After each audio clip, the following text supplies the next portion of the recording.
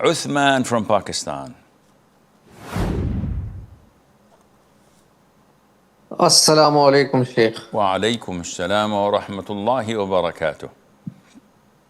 Sheikh, I have a question that something I have seen in my area, and if somebody fall sick, so someone, an elder or a relative, he may come and he will say that I will recite some verses from Quran, and he will then recite most probably silently, and then he will tell you something that sometimes in between he will start yawning, and he will tell you that I am feeling tired because you are afflicted with an evil eye. So I don't know what is the Islamic perspective of this thing. This is totally bogus.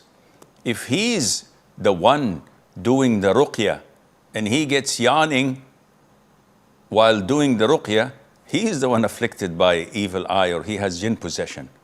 It's not, it should be the other way around. If I'm reciting ruqyah on someone, the one I'm reciting ruqyah on should react to the ruqyah if he has jinn possession or evil eye or the likes, not me. So if he's the one doing the ruqyah and being negatively afflicted by it, he has a problem.